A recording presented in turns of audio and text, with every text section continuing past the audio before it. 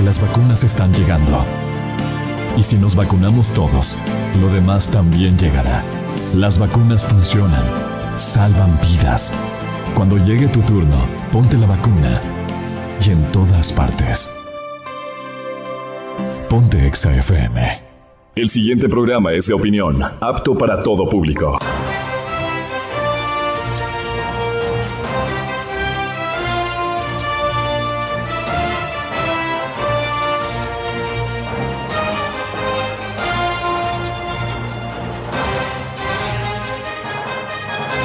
La revista de opinión Democracia agradece el patrocinio de... En mi hogar lo tengo todo con Fahrenheit. En Andalucía entendemos lo que estamos pasando. Por eso te traemos el crédito único, con la tasa más baja del mercado. Andalucía, 51 años, toda una vida mejorando otras. Encuentra la nueva Dongfeng Rich 6 Thunder a nivel nacional, en versiones gasolina y diésel. Dongfeng, tu camino al éxito, con el respaldo de Corporación Maresa. Hospital Alianza. Somos un hospital de atención multidisciplinaria. Ofrecemos servicios médicos de excelencia, precautelando la vida, salud e integridad de nuestros pacientes. Estamos de vuelta en El Dorado Restaurante, cocina peruana e internacional. Nadie me da mejores beneficios que CNT. Cámbiate ya. Vive tu experiencia CNT. Un Redoxon total al día ayuda a mantener tu sistema inmune arriba. Si es Bayer, es bueno. A partir de este momento, Exa FM, Democracia AM y Democracia TV presentan el programa de información y análisis más influyente de la radio. La revista de opinión Democracia.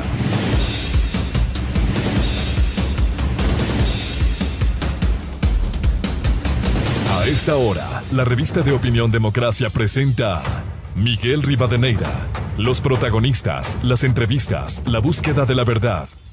Miguel Rivadeneira, en la revista de opinión Democracia.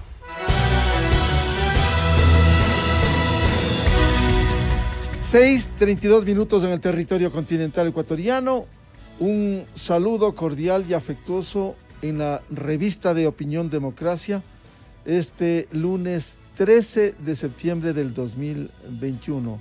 Un feliz lunes, un feliz inicio de semana a quienes nos siguen a través de la revista de opinión Democracia. Hay al menos esta semana 3 temas fundamentales que enfrentar. El uno, la carrera contra el tiempo por la búsqueda de soluciones al desempleo, la crisis económica, la inseguridad. Lo otro tiene que ver con el escenario político, que debiera ser el que resuelve los problemas en el Ecuador. Lastimosamente, las instancias constitucionales no han respondido a los grandes desafíos. Y hoy hay que decirlo sin ambajes, vamos a abordar en uno de los paneles de debate esta mañana el bloqueo político que se observa en la Asamblea Nacional. El país necesita un desbloqueo político porque con la actual estructura está condenado al inmovilismo y la ingobernabilidad. No puede ser que grupos que perdieron en las elecciones quieran imponer las cosas desde la legislatura con cinismo, presiones y extorsiones. Frente a ello no queda otra alternativa que usar el recurso constitucional y consultar al pueblo para aprobar reformas. No es posible que, por ejemplo, al presidente de la Comisión de Fiscalización le hayan abierto un expediente para sancionarlo por, entre comillas, el delito de denunciar la corrupción y salpicar a algunos legisladores que en sus funciones públicas han cometido presuntas irregularidades y tienen glosas con la Contraloría General del Estado. Esto no puede ser. Aquí hay que resolver pronto. Al Ejecutivo no le va a quedar otra alternativa, insisto, que usar una herramienta constitucional y poner a consideración del pueblo ecuatoriano temas de urgente necesidad. Mientras tanto, desde la Asamblea ya se están agrupando, no importa la ideología, no importa de dónde provienen políticamente. El fin de semana, la presidenta de la Asamblea Nacional, Guadalupe Llori, formuló una respuesta que no debiera ser utilizada, que no van a someterse a los chantajes con los anuncios del Ejecutivo, que tiene legítimo derecho y es una herramienta constitucional. Escuchemos lo que dijo Guadalupe Llori. Pero yo no soy como los otros políticos.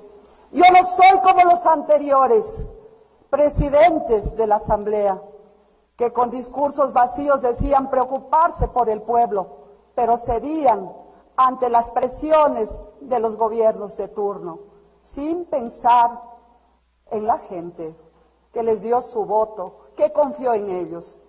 Afrontaremos el chantaje y las amenazas de consultas populares o de muertes cruzadas.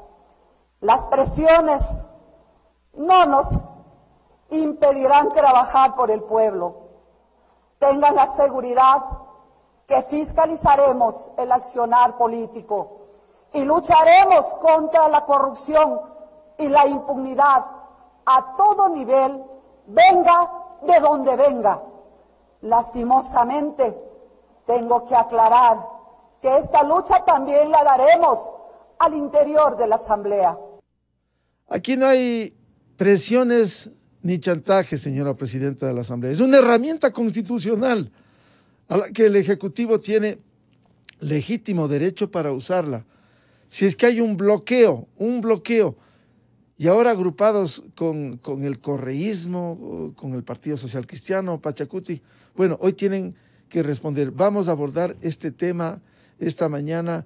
Igual dicen que van a combatir la corrupción y quieren sancionar a quien preside la Comisión de Fiscalización. El país tiene que abrir los ojos y ver lo que se pretende hacer, como fue el cumplimiento del plan de vacunación, y ahora afrontar el desempleo, lo social, la inseguridad.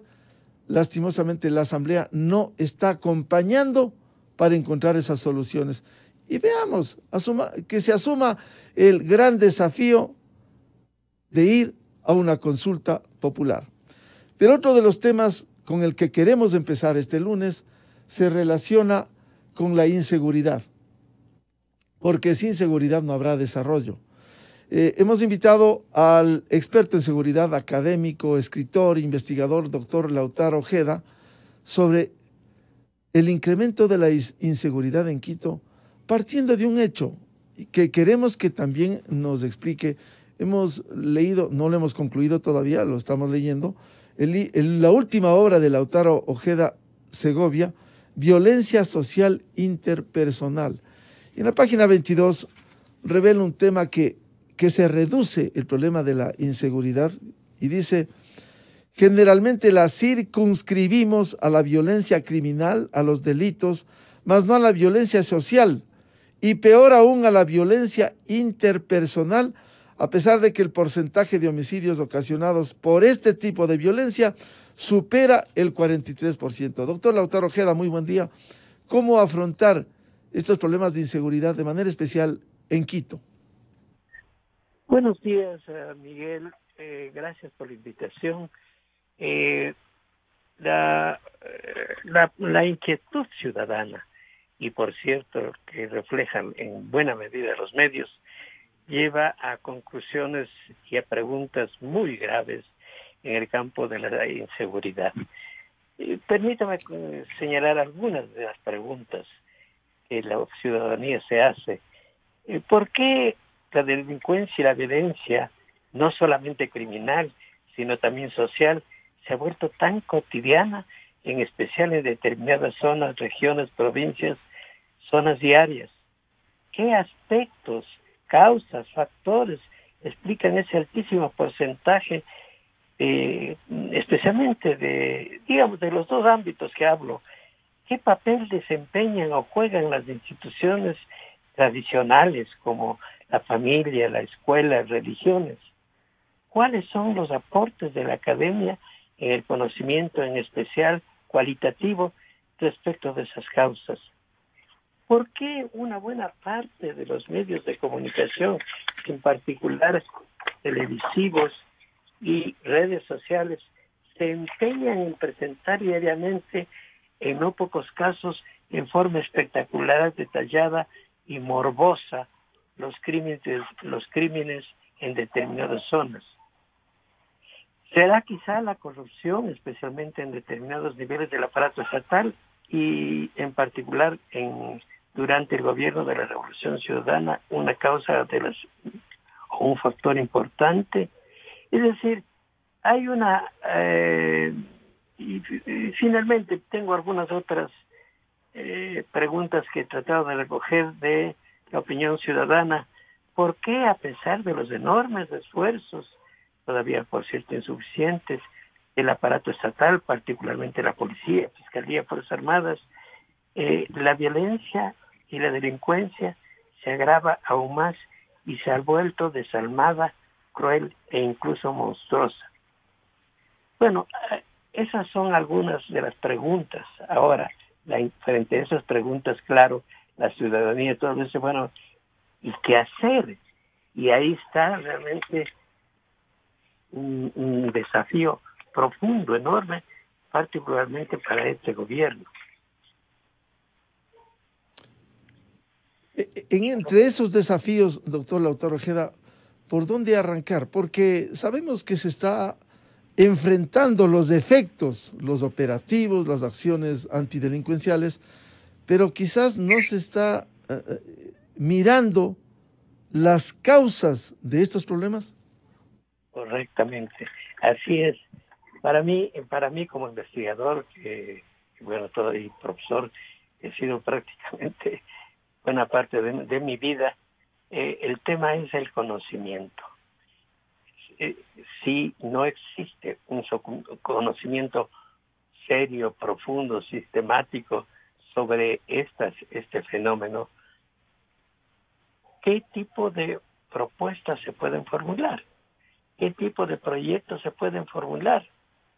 Y entonces ahí uno se pregunta, ¿y a quién le corresponde ese conocimiento? Obviamente al gobierno o al Estado, digamos, más ampliamente, pero a la academia.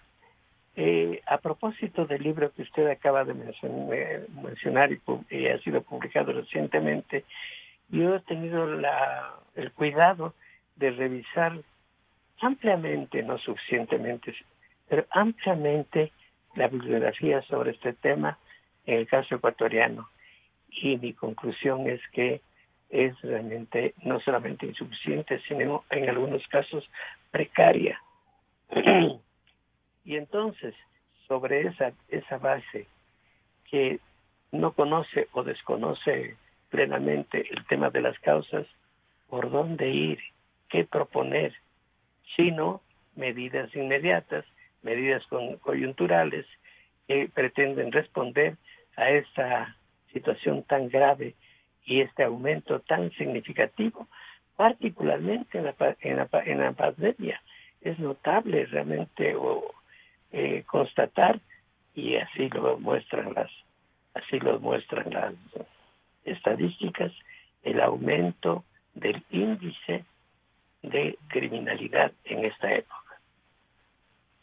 Doctor Ojeda, ¿cuánto pudiera incidir el narcotráfico, el crimen organizado que de alguna manera está entronizado en el Ecuador? Sin duda, ese es un factor poderosísimo, pero creo que no se puede limitar a esa causa o ese factor. Pero las condiciones que se presentan ahora del narcotráfico, digo ahora, que se han incrementado durante esta época, son verdaderamente notables.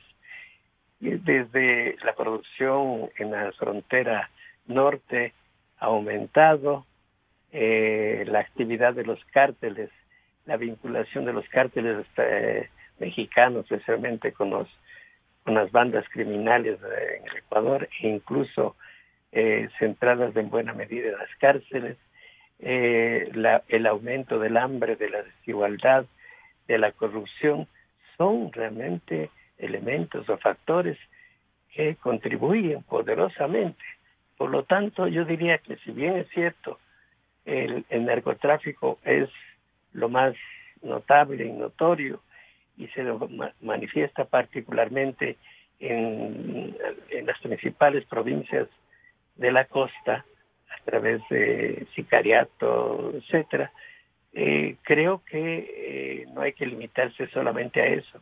Dicho de otra manera, es necesario y fundamental una visión estructural, integral e interdisciplinaria para no solamente comprender el tema, sino tratar de explicarlo y en base a esas explicaciones formular planes corto y mediano plazo.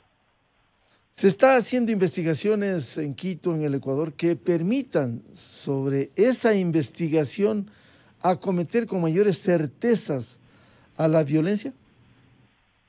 Que yo conozca, hay esfuerzos desde el punto de vista cualitativo y en ese sentido la policía tiene registros que son recogidos inmediatamente en los términos que señalé al principio por algunos medios de comunicación.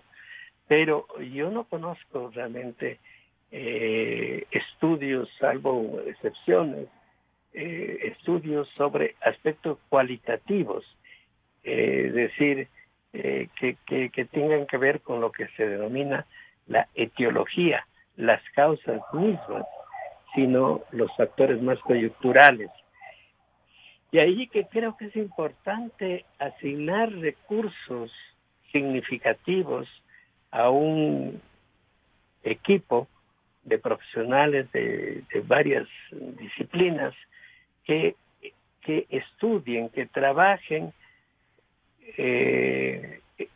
un conocimiento profundo y propongan medidas de corto y mediano plazo. Creo que eso es fundamental, pero un equipo no de 2 meses o 3 meses, un equipo permanente que desarrolle esa actividad, y creo que ahí la academia realmente podría jugar un papel muy significativo. Lastimosamente, en general, la academia no está dando su aporte, más allá de algunos hechos y aportes importantes como los que usted periódicamente entrega con las investigaciones. Sin embargo, no hay esa conexión que debiera haber entre la academia, la sociedad, el sector productivo, incluso con las instituciones que son las que combaten la violencia y la inseguridad. Así es. Yo creo que hay que destacar de la academia el papel, especialmente en el campo de la medicina. Por cierto, algunas universidades se han concentrado en eso, pero también hay que destacar que a propósito de la pandemia, la policía ha tenido que diversificar, multiplicarse, incluido la indisciplina social.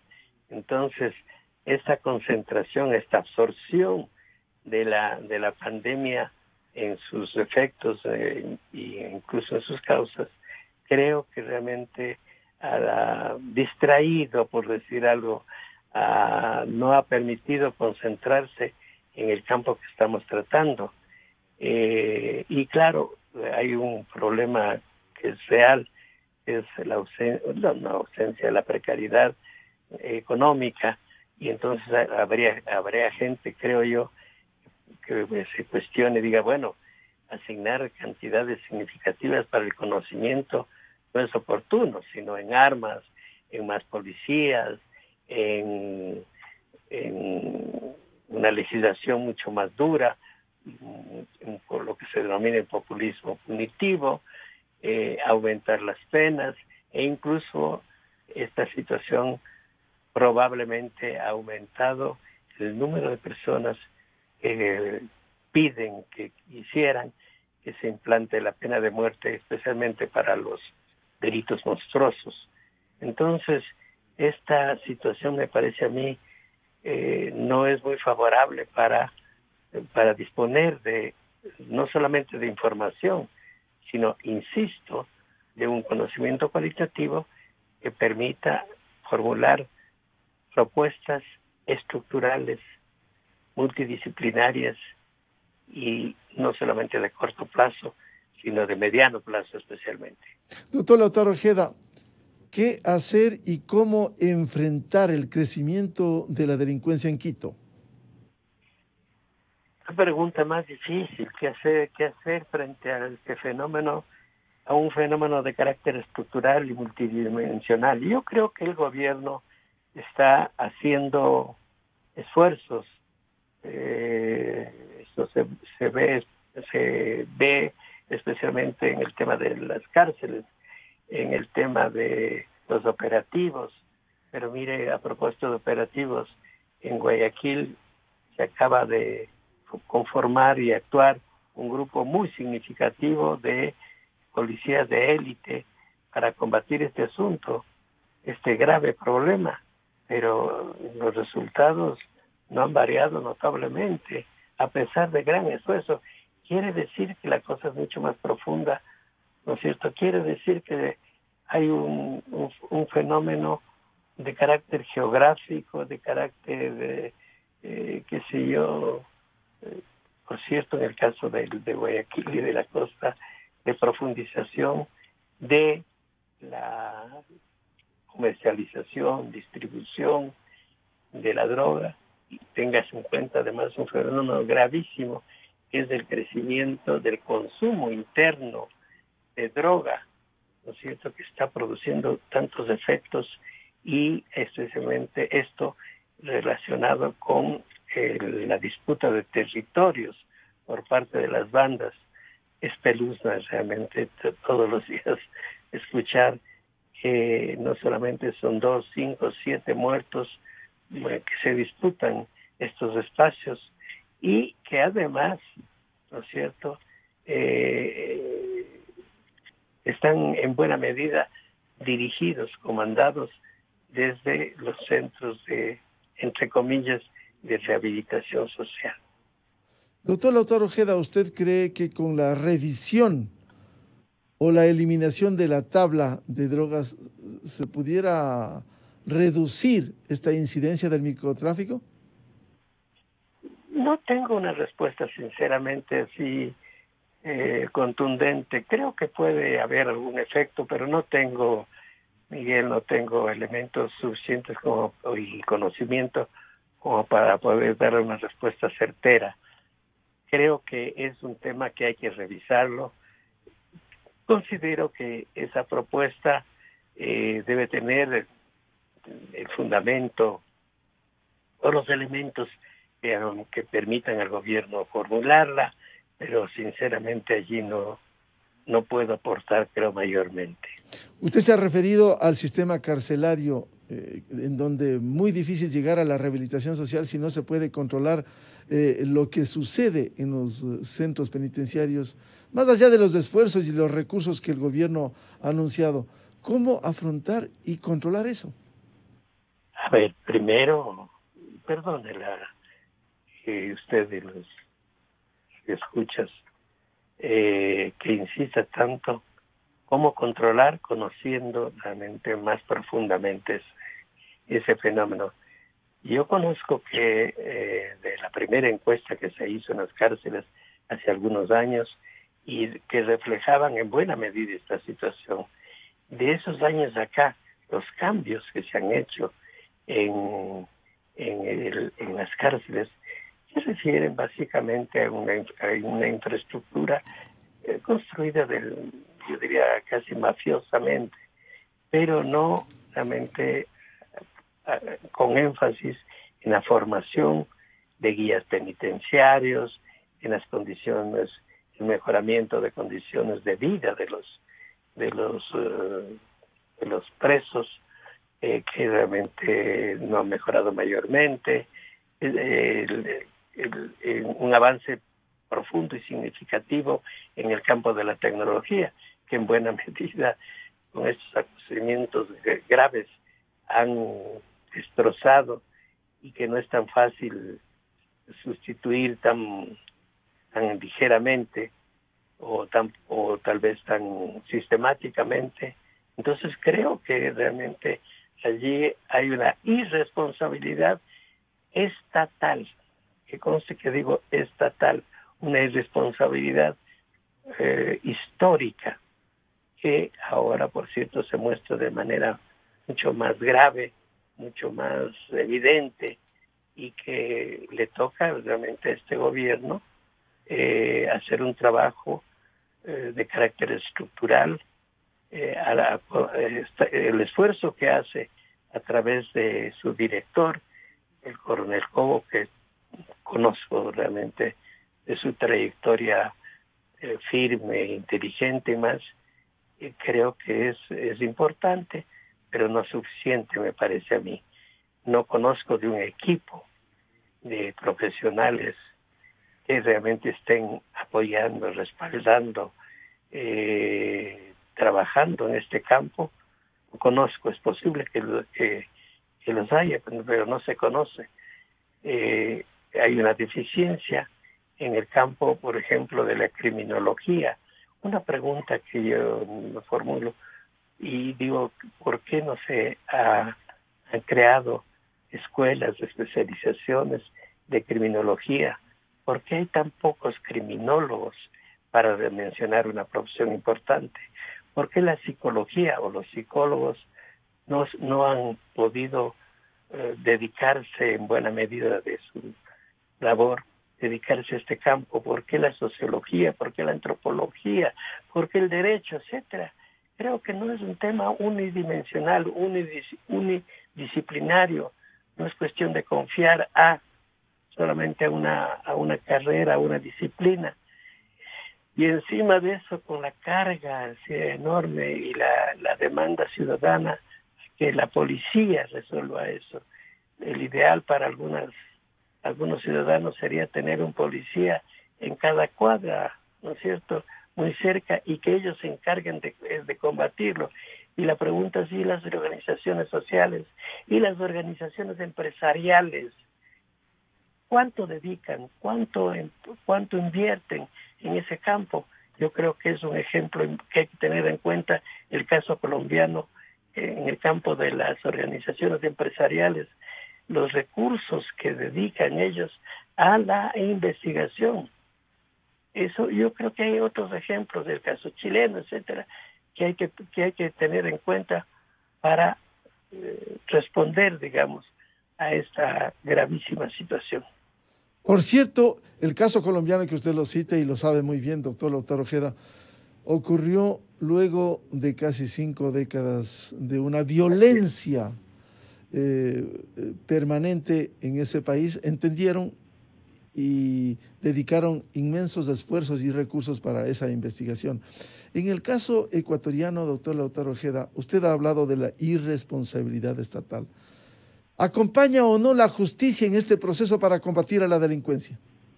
Que usted toca el problema, uno de los problemas más graves, porque no solamente todos los días, realmente los medios especialmente nos informan, y en buena medida lo hacen, es necesario que lo hagan, informan de crímenes y más, pero nos informan también de actos de corrupción increíbles, realmente, de como es el caso, y debo decirlo claramente, como es el caso del señor Hunda, ¿no es cierto? Como vemos, no solamente, digamos, algunos abogados, los abogados que participan en su defensa, el tipo de argumentos, el manejo de la ley, el manejo de los reglamentos, da vergüenza realmente. A quienes hemos estudiado derecho, realmente nos consterna profundamente. Decimos, ¿qué pasó? ¿Qué pasó con la formación ética? ¿Qué pasó con la formación moral realmente de abogados? ¿Y qué pasó? ¿Y qué resultados tenemos en la mayoría o en buena parte del sistema judicial? Evidentemente que hay excepciones, pero nos da vergüenza, creo yo, a los ecuatorianos el encontrarnos en una situación tan lamentable del sistema judicial. Doctor Lautaro Ojeda, frente a este fenómeno multidimensional, como usted bien lo describe, de la violencia y la inseguridad, ¿cómo afrontar, cómo lograr que el Estado ecuatoriano responda con acciones y al menos impida que los indicadores frente a la criminalidad sigan subiendo en el Ecuador? A ver, yo creo que esto, y vengo señalándolo en esta conversación, esto implica profundos cambios en el sistema de justicia, en el sistema en la legislación penal, en la organización y la estructura de las instituciones que por razones legales e incluso constitucionales tienen la mayor responsabilidad en este campo. Yo diría que, por ejemplo, en el caso del presupuesto y concretamente de lo que se conoce, la asignación de más de $70 millones para 4 años para las cárceles, creo que es importante realmente destacar, pero ¿serán suficientes? ¿A qué campo se va a orientar? ¿Será solamente la tecnología? ¿Podrán no solamente capacitar, formar guías penitenciarios? ¿Podrán definir claramente el papel que juega realmente la policía y las Fuerzas Armadas? Yo acabo de escuchar hace un momento por la radio que pide la población sea el ejército que se haga cargo de eso. Eso sería gravísimo. Pero claro, la desesperación de la población es tan grande que dice, a ver, ¿cuál es la fuerza más consistente que podría realmente contener este asunto? Obviamente que aparece también las Fuerzas Armadas, pero las Fuerzas Armadas que no han sido preparadas para este campo.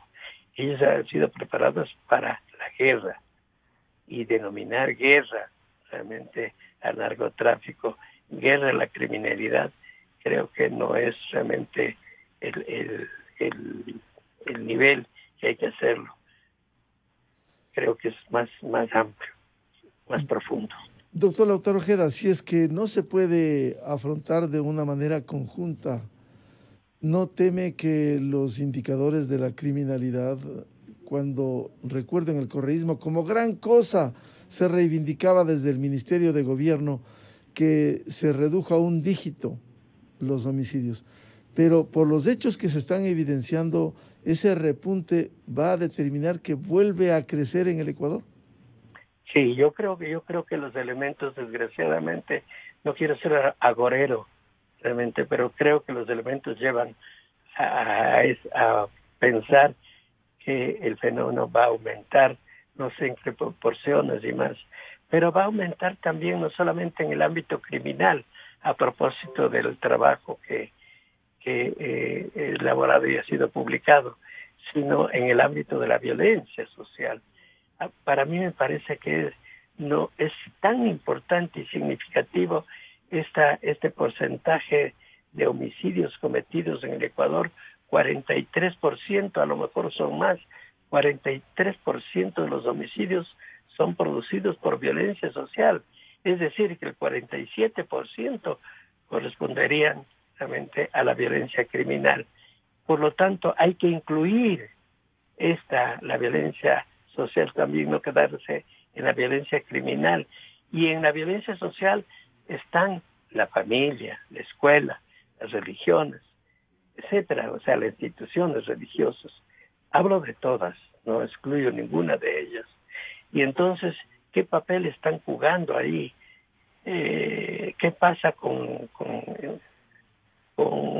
se han deteriorado, digamos, esas instituciones? ¿Han perdido credibilidad? ¿Se han vuelto mucho más, algunas fracciones de eso, fanáticas? Son preguntas que yo no tengo respuesta, pero que se lo siente realmente en la vida cotidiana, digamos, ¿no? Bien, al doctor Lautaro Ojeda queremos agradecerle la atención esta mañana a la revista de Opinión Democracia. Seguiremos hablando, porque este es un problema latente en el Ecuador y que debiera preocupar a la sociedad ecuatoriana, al Estado ecuatoriano para afrontar, y no solo en los efectos del combate a la violencia, sino las causas de ello. Y por eso el doctor Lautaro Ojeda ha puesto el dedo en la llaga en su última obra cuando habla de la violencia social intrapersonal, que está en alrededor, a lo mejor dice hasta más del 43%. Doctor Lautaro Ojeda, un gusto dialogar con usted sobre este tema de interés ciudadano. Muchísimas gracias por la invitación. Siempre el tiempo queda corto, digamos, pero en este caso se ha asignado para un medio de comunicación como es la radio, un tiempo que permita exponer los principales elementos realmente que están alrededor de esta fenomenología. Gracias, Miguel, y gracias a la radio. Muchas gracias del doctor Lautaro Ojeda, investigador, catedrático académico sobre los temas de la violencia, especialmente social, en el Ecuador. 7:06 en el territorio continental ecuatoriano. En la revista de Opinión Democracia vamos a una pausa publicitaria y luego volvemos con el tema económico y el tema de los impuestos, con 3 invitados: del doctor Rodrigo Espinosa Bermeo, ex gerente general del Banco Central del Ecuador, el ingeniero Osvaldo Landázuri, analista económico, y el expresidente del Colegio de Economistas de Pichincha, economista Víctor Hugo Albán. Miguel Rivadeneira en la revista de Opinión Democracia. Bienvenidos al microinformativo de la hora. Quito es el reflejo del abandono en el que puede vivir una ciudad. Así lo señaló el